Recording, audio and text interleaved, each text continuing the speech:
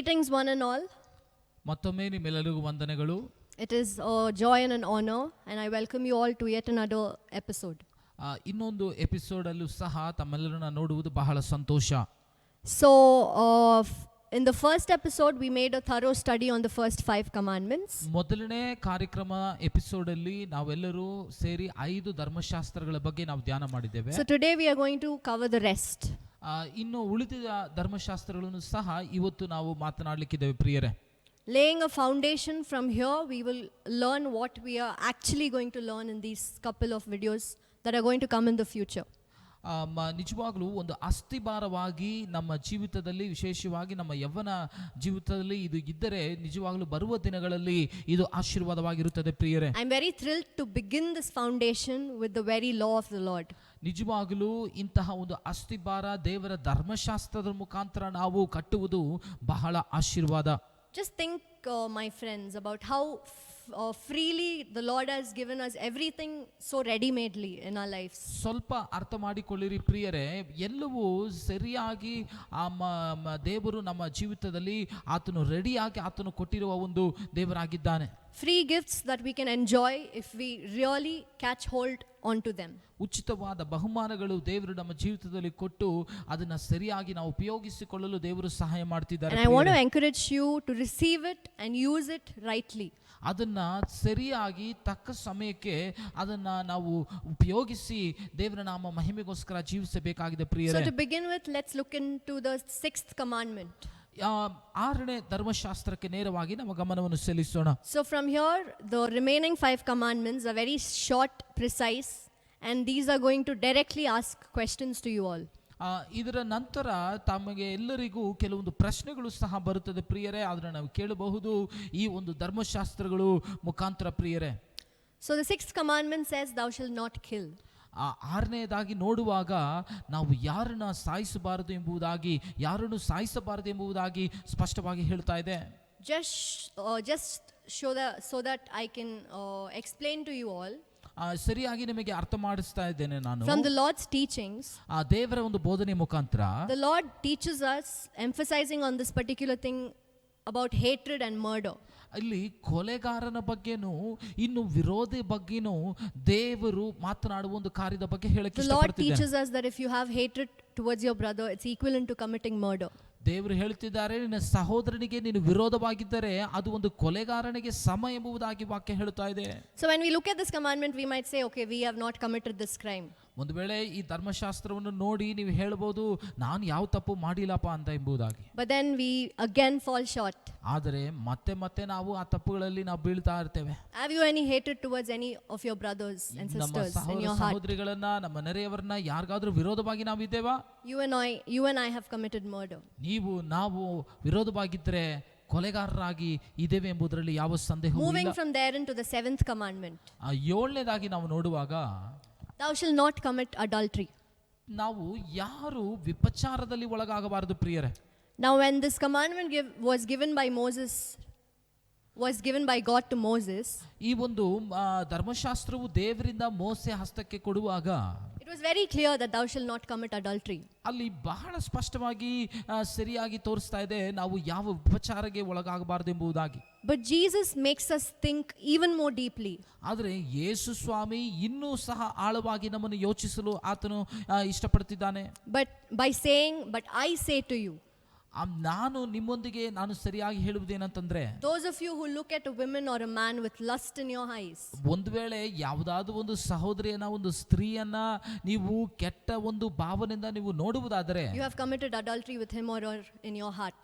ಹಾಗಾದ್ರೆ ನೀನು ವಿಪಚಾರಣೆ ಮಾಡಿದೆ ಎಂಬುದಾಗಿ ಅರ್ಥ ಪ್ರಿಯರೇ. Are we making this ಇದನ್ನು ನಾವು ಮಾಡ್ತಿದೀವಾ? mistake? ಇದನ್ನು ನಾವು ಮಾಡಿದೇವಾ?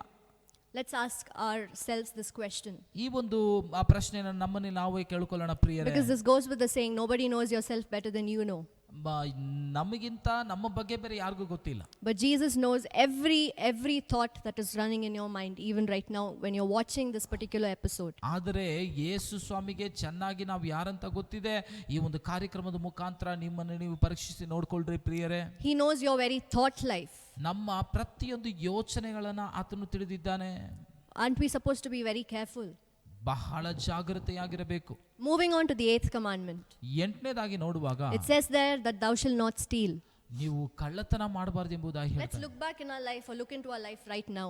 ದಯಮಾಡಿ ನಮ್ಮ ಜೀವಿತದಲ್ಲಿ ಸ್ವಲ್ಪ ಯೋಚಿಸಿ ನೋಡೋಣ. Have we stolen anything in our life ever? ಏನಾದ್ರೂ ಯಾವಾಗಾದ್ರೂ ನಾವು ಕಳ್ಳತನ ಮಾಡಿದೀವಾ? Be it of a small measure or a big measure, it doesn't matter. ಚಿಕ್ಕದಾಗಿರ್ಲಿ ದೊಡ್ಡದಾಗಿರ್ಲಿ ಪರವಾಗಿಲ್ಲ. Because in the eyes of the Lord, a sin is a sin. ಆ ಪಾಪ ಅಂತಂದ್ರೆ ಅದು ಪ್ರತಿಯೊಬ್ಬ ದೇವರ ದೃಷ್ಟಿಯಲ್ಲಿ ಪಾಪವೇ. The Lord doesn't see the measure. It's irrespective of the measure of the sin. ಅದು ಅಗಲ ಎಷ್ಟು ಉದ್ದಾಗಿರ್ಲಿ ಚಿಕ್ಕದಾಗಿರ್ಲಿ ಪಾಪನೇ ದೇವರ You might ದೃಷ್ಟಿಯಲ್ಲಿ. think in your heart, Lord, this is a small lie I've told. This is a small thing I've stolen. But in the eyes of the Lord, it is the same. ನೀವು ವೇಳೆ ನಿಮ್ಮ ಹೃದಯದಲ್ಲಿ ಯೋಚಿಸಬಹುದು ಒಂದು ಚಿಕ್ಕ ಸುಳ್ಳು ಒಂದು ಚಿಕ್ಕ ಒಂದು ಕಾರ್ಯವೇ ಅಂತ, ಆದ್ರೆ ಅದು ನಿಜವಾಗಲೂ ದೇವರಿಗೆ ವಿರೋಧವಾದ ಕಾರ್ಯವೇ. When you see the 9th commandment, it says, thou shalt not lie. 9ನೇದಾಗಿ ನೋಡುವಾಗ ನೀನು ಸುಳ್ಳೇ ಹೇಳಬಾರದು ಎಂಬುದಾ. Have we ever told any lie in our life? ನಮ್ಮ ಜೀವಿತದಲ್ಲಿ ನಾವು ಸುಳ್ಳೇ ಹೇಳಿಲ್ವಾ? I'm sure I cannot even keep account of the lies I've told. ನಾನು ನಿಜವಾಗ್ಲೂ ಹೇಳ್ತಾ ಇದ್ದೇನೆ, ಈ ನನ್ನ ಜೀವಿತದಲ್ಲಿ ಹೇಳಿರುವ ಸುಳ್ಳುಗಳಿಗೆ ಲೆಕ್ಕನೇ ಇಲ್ಲ. And I'm sure it's the same with you, my friends. ನಿಮ್ಮೊಂದಿಗೂ ಸಹ ಅದೇ ರೀತಿ ಇರಬಹುದು ಪ್ರಿಯರೇ. Let's examine and look deep within our hearts. ನಮ್ಮ ಅಂತರಂಗ ಹೃದಯದ ನೇರವಾಗಿ ನಮ್ಮನ್ನು ಸ್ವಲ್ಪ ಯೋಚಿಸಿ ಪರೀಕ್ಷಿಸಿ ನೋಡೋಣ. Because the Lord watches over everything that we do. Everything is keenly observed. ಪ್ರತಿಯೊಂದನ್ನು ಸಹ ದೇವರು ಗಮನಿಸ್ತಾ ಇದ್ದಾನೆ ಪ್ರಿಯರೇ, ಬಹಳ ಸೂಚನೆಯಾಗಿ ಗಮನಿಸ್ತಾ ಇದ್ದಾನೆ. We need to be very careful. ಬಹಳ You ಜಾಗೃತಿಯಾಗಿರ್ಬೇಕು. can fool your parents, your friends, your loved ones around you. ನಮ್ಮ ತಂದೆ ತಾಯಿಯನ್ನ, ನಮ್ಮನ್ನು ಪ್ರೀತಿಸುವ ನಮ್ಮ ನೆಚ್ಚಿಗಿರುವವರನ್ನ ನಾವು ಏಮಾರಿಸಬಹುದು. We can't escape or fool our Creator who created us. ನಮ್ಮನ್ನ ಉಂಟು ಮಾಡಿದ ಇದುವರೆಗೂ ನಡೆಸ್ತಾ ಬರ್ತಿರುವ ದೇವರನ್ನ ನಾವು ಏಮಾರಿಸಲು ಸಾಧ್ಯವೇ ಇಲ್ಲ. To close with the very final commandment from the 10 commandments. ಈ ಒಂದು ಕೊನೆ ಒಂದು ಧರ್ಮಶಾಸ್ತ್ರವನ್ನು ನಾವು ಗಮನಿಸೋಣ. It says there that thou shalt not covet. ನಾವು ಯಾವುದ್ರ ಮೇಲೂ ನಾವು ಆಶಾಭಂಗ ಪಡಬ ಅಥವಾ ಒಂದು ಇಷ್ಟವಾಗಿ ನಾವು ನೋಡಬಾರದು ಪ್ರಿಯರೇ. That is the things that belongs to others. ಅದು ಇನ್ನೊಬ್ಬರಿಗೆ ಸೇರಿ ಒಂದು ವಸ್ತು ಆಗಿರಬಹುದು, ಅದಕ್ಕೆ ಮೇಲೆ ನಮ್ಮ ಇಷ್ಟವನ್ನು ನಾವು We should ತೋರಿಸಿಕೊಳ್ಳಬಹುದು. not banish a desire over the other things of the other people that belongs to them. ಇನ್ನೊಬ್ಬರಿಗೆ ಸಂಬಂಧಪಟ್ಟಿರುವ ವಸ್ತುಗಳಿಗೆ ಅಥವಾ ಇನ್ನೊಂದು ಕಾರ್ಯಗಳಿಗೆ ನೇರವಾಗಿ ನಮ್ಮ ಆಸೆಗಳನ್ನ ನಾವು ತೋರಿಸಬಾರದು. This drastically leads to jealousy and hatred in our heart somewhere when we see where we stand and where they stand in life. ಇವುಗಳೆಲ್ಲ ಈ ಒಂದು ಹೊಟ್ಟೆ ಕಿಚ್ಚು, ಇನ್ನು ಬೇಡದಿರುವ ಶೋಧನೆಗಳಿಗೆ, ಸಮಸ್ಯೆಗಳಿಗೆ ನಮ್ಮನ್ನು ಒಳಗಾಗುತ್ತದೆ ಪ್ರಿಯರೇ. ಇನ್ನೊಬ್ಬರ ಒಂದು ವಸ್ತುಗಳಿಗೆ, ಇನ್ನೊಬ್ಬರ ಕಾರ್ಯಗಳಿಗೆ ನಮ್ಮ ಗಮನವನ್ನ, ನಮ್ಮ ಆಸೆಗಳನ್ನ ನಾವು ಕೊಡುವಾಗ. Because the Lord has made it very clear that if you fall short of one commandment, you violate the whole 10 commandments. ನೋಡ್ರಿ, 10 ಧರ್ಮಶಾಸ್ತ್ರದಲ್ಲಿ ಯಾವುದೇ ಒಂದು ಧರ್ಮಶಾಸ್ತ್ರಕ್ಕೆ ವಿರೋಧವಾಗಿ ನಾವು ಇದ್ರೂ ಸಹ ಎಲ್ಲದರಲ್ಲೂ ನಾವು ಬಿದ್ದೋಗಿರ್ತೇವೆ ಪ್ರಿಯರೇ. So we need to be very careful, my friends. We can't fool our Creator. ನಾವು ಬಹಳ ಜಾಗೃತೆಯಾಗಿರಬೇಕು. ನಮ್ಮ ಸೃಷ್ಟಿಕರ್ತನನ್ನ ಏಮಾರಿಸುವುದಕ್ಕೆ ಸಾಧ್ಯವೇ ಇಲ್ಲ. Because He is our Creator and He has 2 claims over us in our life as believers. ಯಾಕಂದ್ರೆ ಆತನು ನಮ್ಮ ಸೃಷ್ಟಿಕರ್ತನಾಗಿದ್ದಾನೆ, ಆತನು ಎಲ್ಲವನ್ನೂ ಸಹ ನೋಡುವಂತನಾಗಿ ಗಮನಿಸುವಂತನಾಗಿದ್ದಾನೆ. And He has 2 claims in our life.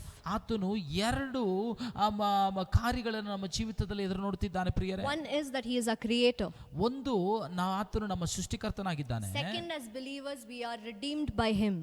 ಎರಡನೇದಾಗಿ ನೋಡುವಾಗ ನಾವು ಆತನಿಂದ ವಿಶ್ವಾಸಿಗಳಾಗಿ ಆರಿಸಲ್ಪಟ್ಟಂತ ಒಂದು ಜನಾಂಗವಾಗಿದ್ದೇವೆ. Think of this. ನೀವು ಸ್ವಲ್ಪ ಯೋಚಿಸಿ ನೋಡ್ರಿ. Imagine you made something with your own hands. ಏನೋ ನಿಮ್ಮ ಸ್ವಂತ ಹಸ್ತದಲ್ಲಿ ಏನಾದ್ರೂ ನೀವು ಮಾಡಿರಬಹುದು. How precious is that to you? ಎಷ್ಟು ಒಂದು ಉತ್ತಮವಾಗಿ ಅದು ನಿಮಗೆ You will ಇರಬಹುದು. protect and take care of it ಅದನ್ನ so well. ಎಷ್ಟು ಜಾಗೃತಿಯಾಗಿ ನೀವು ಗಮನಿಸಿ ಜೋಪಾನವಾಗಿ ನೋಡ್ಕೊಂಡಿರ್ತೀರಿ. Same way with the Creator who created you and gave you your life. ಅದೇ ರೀತಿ ಪ್ರಿಯರೇ, ನಮ್ಮ ಸೃಷ್ಟಿಕರ್ತನು ನಮ್ಮ ಹಸ್ತದಲ್ಲಿ ಆತನ ಜೀವನ He is more than ಕೊಟ್ಟಿದ್ದಾನೆ. mindful, my friends, of you. ಆಮೇಲೆ ನಮಗಿಂತ ಇನ್ನೂ ಅಧಿಕವಾಗಿ ಆತನು ನಮ್ಮ ಮೇಲೆ ಕನಿಕರವುಳ್ಳವನಾಗಿದ್ದಾನೆ. So we observed keenly and made a deep study on the 10 commandments. ನಾವು ಬಹಳ ಆಳವಾಗಿ ಈ ಒಂದು 10 ಧರ್ಮಶಾಸ್ತ್ರಗಳನ್ನು ನಾವು ಧ್ಯಾನ And ಮಾಡಿದ್ದೇವೆ. I hope the homework that I left you with in the previous episode, you have done it. ನಾನು ನಂಬುತ್ತೇನೆ, ಕಳೆದ ಒಂದು ಮೊದಲನೇ ಎಪಿಸೋಡ್ ಅಲ್ಲಿ ಕೊಟ್ಟಿರುವ ಕೆಲವೊಂದು ಕೆಲಸ ಕಾರ್ಯಗಳನ್ನ, ಕೆಲವೊಂದು ವಿಷಯಗಳನ್ನ ನೀವು ಮಾಡಿದ್ದೀರಿ, ನಂಬಿದ್ದೀರಿ, ಓದಿದ್ದೀರಿ ಎಂಬುದಾಗಿ ನಾನು ನಂಬುತ್ತೇನೆ. I hope you are already sitting with a pen and a paper before you right now. ನಾನು ನಂಬುತ್ತೇನೆ ತಾವೆಲ್ಲರೂ ಪೆನ್ ಪೇಪರ್ಗಳನ್ನ ಇಟ್ಕೊಂಡಿದ್ದೀರಿ ಎಂಬುದಾಗಿ. As we are going to go into the Word of God, I'm going to give you certain scriptures from the Bible. ಕೆಲವೊಂದು ವಾಕ್ಯಗಳನ್ನು ಸಹ ಈ ಒಂದು ಸತ್ಯವೇದದಿಂದ ನಾನು ಹೇಳೋದಕ್ಕೆ So to ಇಷ್ಟಪಡ್ತೀನಿ. first understand what the law does, why is the law important? ಮೊದಲನೇದಾಗಿ ಯಾಕೆ ದೇವರು ನಮ್ಮ ಜೀವಿತದಲ್ಲಿ ಪ್ರಾಮುಖ್ಯವನ್ನು ಹೊಂದಿದ್ದಾರೆ ಎಂಬುದಾಗಿ ನಾನು ಹೇಳಲಿಕ್ಕೆ ಇಷ್ಟಪಡ್ತಿದ್ದೇನೆ. So if you have your Bibles with me, turn to the book of Romans. ಒಂದು ವೇಳೆ ಸತ್ಯವೇದ ನಿಮ್ಮಲ್ಲಿ ಇರುವುದಾದರೆ ರೋಮಾಪುರ ಬರೆದ ಪುಸ್ತಕಕ್ಕೆ ನೇರವಾಗಿ ನಾವು ತಿರುಗಿಸೋಣ. We are going to look from the verses 19. 19ನೇ ವಚನದಿಂದ ನಾವು ಓದೋಣ. It says that the law says whatever it says to the one that are under the law. ಪ್ರತಿಯೊಂದು ಸಹ ದೇವರ ಆಜ್ಞೆಗಳಿಗೆ, ದೇವರ ಧರ್ಮಶಾಸ್ತ್ರಕ್ಕೆ ನೇರವಾಗಿ ಆತನು ಮಾತನಾಡುತ್ತಾ ಇದ್ದಾನೆ ಪ್ರಿಯರೇ. So that every mouth may be stopped. ಆದ ಕಾರಣ ಎಲ್ಲ ನಾಲಿಗೆಯೂ ಸಹ ಆತನಿಗೆ ವಿರೋಧವಾಗಿ ಮಾಡುವ ಎಲ್ಲ ನಾಲಿಗೆಯೂ ಅದು ನಿಲ್ಲಿಸಬೇಕಾಗಿದೆ. Silenced completely. ಅವುಗಳು ಬಾಯಿ ಮುಚ್ಚಬೇಕಾಗಿದೆ. So there is one function of the law, my friends. ಇದೇ ಒಂದು ಧರ್ಮಶಾಸ್ತ್ರದ ಒಂದು ಮುಖ್ಯವಾದ ಒಂದು ಕಾರ್ಯವಾಗಿದೆ. It stops us from justifying. ಅದು ನ್ಯಾಯ ಮಾಡುವುದರನ್ನ ನಾವು ನಿಲ್ಲಿಸ್ತದೆ. Oh, I'm better than that person. ನಾನು ಆತನಿಗಿಂತ ಉತ್ತಮವಾಗಿದ್ದೇನೆ. He or she does far worse thing than I'm doing. ಅವ್ರಿಗೆ ನನಗಿಂತ ಅವರು ತುಂಬಾ ಬೇಡದಿರುವ ಕಾರ್ಯಗಳಿಗೆ ಒಳಗಾಗಿದ್ದಾರೆ, ಕೆಟ್ಟವರಾಗಿದ್ದಾರೆ. But the Bible here it says in the verse 20 furthermore. ಆದರೆ ವಾಕ್ಯ ಈ 20ನೇ ವಚನದಿಂದ ಇನ್ನು ಮುಂದೆ ಓದುತ್ತಾ ಹೋಗುವಾಗ Every mouth may be silenced. ಪ್ರತಿಯೊಂದು ನಾಲಿಗೆಯನ್ನು ಬಾಯಿ ಮುಚ್ಚಿ ನಿಶಬ್ದವಾಗಿರಬೇಕು. And that the whole world might become guilty before God. ಪ್ರತಿ ಲೋಕದಲ್ಲಿರುವ ಪ್ರತಿಯೊಬ್ಬರು ಸಹ ದೇವರಿಗೆ ಮುಂಚೆ ಅವರು ಬಾಯಿ ಮುಚ್ಚಿ ನಿಂತಿರಬೇಕಾಗಿದೆ. So my friends, the whole world is held accountable to God. ಪ್ರಿಯರೇ, ಇಡೀ ಲೋಕವೇ ದೇವರಿಗೆ ಲೆಕ್ಕ ಕೊಡಬೇಕಾಗಿದೆ. Let's not take it for granted. ನಾವು ಏನೋ ನಮ್ಮ ಇಷ್ಟಕ್ಕೆ ಹಾಗೆ ಅದು ತಗೊಳ್ಳೋದು. Let's examine our lives. ನಮ್ಮನ್ನು ನಾವು ಪರೀಕ್ಷಿಸಿ ನೋಡೋಣ. With this thought, let's look to the Lord in prayer.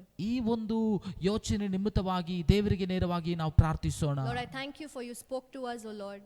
ದೇವರೇ, ನಮ್ಮೊಂದಿಗೆ ನೀನು ಮಾತನಾಡೋದಕ್ಕಾಗಿ ಸ್ತೋತ್ರ. Let your commandments lay a foundation in our life as a stepping stone to go forward. ನಿಮ್ಮ ಒಂದು ಆಜ್ಞೆಗಳು ನಮ್ಮ ಜೀವಿತದಲ್ಲಿ ಇನ್ನೊಂದು ಹೆಜ್ಜೆ ಮುಂದೆ ಹೋಗುವುದಕ್ಕೆ ನಿಮ್ಮ ಮಾರ್ಗದಲ್ಲಿ ಸಹಾಯ ಮಾಡುತ್ತಿರುವುದಕ್ಕಾಗಿ ಸ್ತೋತ್ರ. Let us help us grow in our faith in you. ಇನ್ನೂ ಅಧಿಕವಾಗಿ ನಿಮ್ಮಲ್ಲಿ ವಿಶ್ವಾಸದಲ್ಲಿ ದೃಢವಾಗಿ ನಿಲ್ಲುವುದಕ್ಕೆ ಸಹಾಯ ಮಾಡುತ್ತಿರುವುದಕ್ಕಾಗಿ ಸ್ತೋತ್ರ. Let it be a principal tool that will guide our paths, our way. ಆಮೇನ್. ಇದೇ ನಮ್ಮ ಜೀವಿತದಲ್ಲಿ ಒಳ್ಳೆ ಒಂದು ಆರಂಭದ ಒಂದು ವಿಶ್ವಾಸದ ಓಟದಲ್ಲಿ ಹೋಗುವಂತೆ ಸಹಾಯ ಮಾಡುವುದಕ್ಕಾಗಿ ಸ್ತೋತ್ರ. Thank you for you will teach and lead us, O Lord. ಆಮೇನ್. ನೀವು ನಮಗೆ ಸರಿಯಾಗಿ ಬೋಧರಿಸಿ ಅದರ ಹಾಗೆ ನಡೆಸುತ್ತಿರುವುದಕ್ಕಾಗಿ ನಿನಗೆ ಸ್ತೋತ್ರ. And thank you for speaking to us above all and convicting us in our hearts, minds and soul. ನಮ್ಮೊಂದಿಗೆ ನೀನು ಮಾತನಾಡುತ್ತಾ ನಮ್ಮ ಹೃದಯಗಳನ್ನು ಸ್ಥಿರಪಡಿಸುತ್ತಿರುವುದಕ್ಕಾಗಿ ನಿನಗೆ ಸ್ತೋತ್ರ. We give you all praise, thanks, worship and honor, O Lord. ಎಲ್ಲ ಘನ ಸ್ತುತಿ ಮಹಿಮೆ ಆರಾಧನೆ ನಿನಗೆ ಒಬ್ಬನಿಗೆ ಅಪ್ಪ. For you alone deserve it all, Jesus. ನೀನು ಒಬ್ಬನೇ ಅವುಗಳಿಗೆ ಪಾತ್ರನಾಗಿದ್ದೀಯಾ. In the most magnificent and wonderful name of our Lord and Savior Jesus Christ we pray. ಉತ್ತಮವಾದ ಅತಿಶಯವಾದ ಯೇಸುವಿನ ನಾಮದಿಂದ ಬೇಡುತ್ತೇವೆ ತಂದೆ. Amen and amen. Amen, amen. So friends, I hope you enjoyed the first 2 episodes. ಸ್ನೇಹಿತರೆ, ಈ 2 ಎಪಿಸೋಡ್ಗಳನ್ನು ಸಹ ನೀವು ಸಂತೋಷವಾಗಿ ವೀಕ್ಷಿಸಿದ್ರಿ ಎಂಬುದಾಗಿ ನಾನು ನಂಬುತ್ತೇನೆ. So this has laid a foundation in beginning this journey together. ಇದು ಈ ಒಂದು ಪ್ರಯಾಣವನ್ನ ಪ್ರಾರಂಭಿಸಲು ಒಂದು ಅಸ್ತಿಭಾರವಾಗಿದೆ ಪ್ರಿಯರೇ. I encourage you to do your homework and study the word of God at the time where you have ample amount of time in your hand. ದಯಮಾಡಿ ನಿಮ್ಮ ಸಮಯಗಳನ್ನು ವ್ಯರ್ಥಪಡಿಸದೆ ಹೇಳಿರುವ ಪ್ರತಿಯೊಂದು ಕಾರ್ಯಗಳನ್ನ ನೀವು ಓದಿ ಅದರ ಹಾಗೆ ನೀವು ಧ್ಯಾನ ಮಾಡಿ ನಿಮ್ಮ ಜೀವಿತವನ್ನ ಅನುಭವಿಸಬೇಕೆಂಬುದಾಗಿ ನಾನು ಕೇಳ್ಕೊತೇನೆ. And God bless you all until we meet in the next episode. ದೇವರು ನಿಮ್ಮೆಲ್ಲರನ್ನು ಆಶೀರ್ವದಿಸಲಿ. ಮುಂದಿನ ಬರುವಂತ ಕಾರ್ಯಕ್ರಮಗಳಿಗೆ ನೇರವಾಗಿ ನಾವು ಕಾಯೋಣ. Take care. Bye bye. ವಂದನೆಗಳು.